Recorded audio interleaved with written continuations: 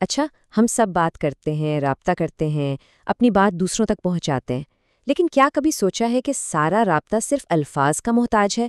کیا خاموشی کی بھی کوئی زبان ہوتی ہے؟ آج ہم رابطے کی اسی سب سے گہری شکل کو سمجھنے کی کوشش کریں گے، وہ رابطہ جو وہاں سے شروع ہوتا ہے جہاں الفاظ ختم ہو جاتے ہیں۔ ذرا اس جملے پر غور کریں۔ اپنی سادگی میں یہ ایک بہت ہی گہری حقیقت بیان کرتا ہے۔ یہ صرف الفاظ کا مجموعہ نہیں، بلکہ یہ ایک ایسا احساس ہے جسے شاید ہم سب نے اپنی زندگی میں کبھی نہ کبھی ضرور محسوس کیا ہے۔ اس کا ترجمہ بہت سیدھا سا ہے۔ ہزاروں لوگ میرے الفاظ سنتے ہیں، لیکن صرف ایک ہی ذات ہے جو میری خاموشی کو سنتی ہے۔ اور یہی وہ بنیادی خیال ہے جسے ہم آج کھول کر سمجھیں گے کہ آخر الفاظ کو سننے اور خاموشی کو سننے میں فرق کیا ہے۔ تو پھر سوال یہ اٹھتا ہے کہ اپنی خاموشی میں سنے جانے کا اصل مطلب ہے کیا؟ یہ کوئی فلسفیانہ بات نہیں ہے، یہ تو ہمارے وجود کے، ہماری ذات کے مرکز سے جڑا ایک سوال ہے۔ چلیں اس تجربے کی گہرائی میں اترتے ہیں۔ اس جملے کے پہلے حصے کو سمجھنے کے لیے ہمیں پہلے اپنی دنیا کو دیکھنا ہوگا، ایک ایسی دنیا جو الفاظ سے، باتوں سے، شور سے بھری ہوئی ہے۔ ہم سب الفاظ کی دنیا میں رہتے ہیں، ہے نا؟ ہر روز، ہر لمحہ ہم بات چیت کرتے ہیں، کہانیاں سناتے ہیں، اپنی رائے دیتے ہیں۔ ہمیں لگتا ہے کہ ہمیں اپنی آواز بلند کرنے کی ضرورت ہے تاکہ ہمیں سنا جائے، پہچانا جائے اور سمجھا جائے۔ لیکن کیا الفاظ ہمیشہ کافی ہوتے ہیں؟ اور یہیں آ کر ہمیں زبان کی حدود نظر آنا شروع ہوتی ہیں۔ الفاظ کا اکثر غلط مطلب نکال لیا جاتا ہے، کبھی کبھی وہ بالکل کھوکھلے یا غیر مخلص محسوس ہوتے ہیں، اور اکثر وہ صرف سطح کو چھپاتے ہیں، جبکہ سب سے گہری باتیں وہ تو ہمیشہ انکہی رہ جاتی ہیں۔ اور جیسے ہی الفاظ کی یہ حدود واضح ہوتی ہیں، ہم ایک نئی دنیا میں قدم رکھتے ہیں، خاموشی کی دنیا میں۔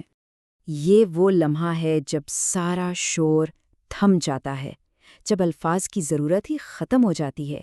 یہ کوئی خالی پن نہیں ہے، بلکہ یہ ایک بہت ہی بھرپور، بہت گہری جگہ ہے جہاں اصل رابطہ، اصل کمیونیکیشن شروع ہوتی ہے۔ تو آخر یہ خاموشی ہے کیا؟ دیکھیے، یہ صرف آواز کا نہ ہونا نہیں، بلکہ یہ احساس کا ہونا ہے۔ یہ دل کی زبان ہے۔ وہ تمام جذبات، وہ خوف، وہ امیدیں اور وہ دعائیں جو الفاظ میں بیان ہی نہیں ہو سکتی، وہ سب ہماری خاموشی میں بستی ہیں۔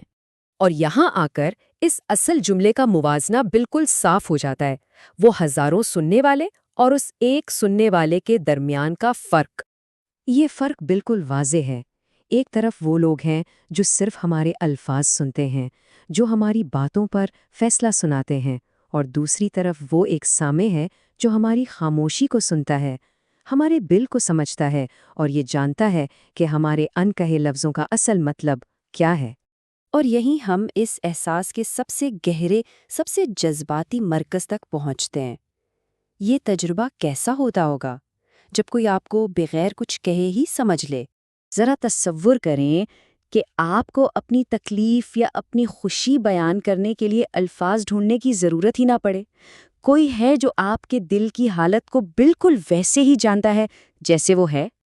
اور پھر یہ احساس اور بھی گہرا ہو جاتا ہے۔ وہ تمام جذبات اور کمزوریاں جو ہم اس دنیا سے چھپاتے ہیں، کوئی انہیں بھی دیکھتا ہے، اور صرف دیکھتا نہیں بلکہ قبول کرتا ہے۔ بنا کسی دکھاوے کے دیکھے جانا ایک بے مثال سکون دیتا ہے۔ اور آخر میں سب سے اہم نکتہ، بنا کوئی وضاحت دیے، بنا کوئی دلیل دیے، مکمل طور پر سمجھے جانا۔ یہ ایک ایسا تعلق ہے جہاں غلط فہمی کی کوئی گنجائش ہی باقی نہیں رہتی۔ تو آخر اس خاموش تعلق کا نتیجہ کیا نکلتا ہے؟ ایک گہرا سکون، ایک ایسی غیر مشروط قبولیت کا احساس جو کہیں اور نہیں ملتا۔ یہ ایک ایسی ذہنی شانتی دیتا ہے جو دنیا کے شور میں ملنا ناممکن ہے۔ یہی تو حقیقی قربت ہے۔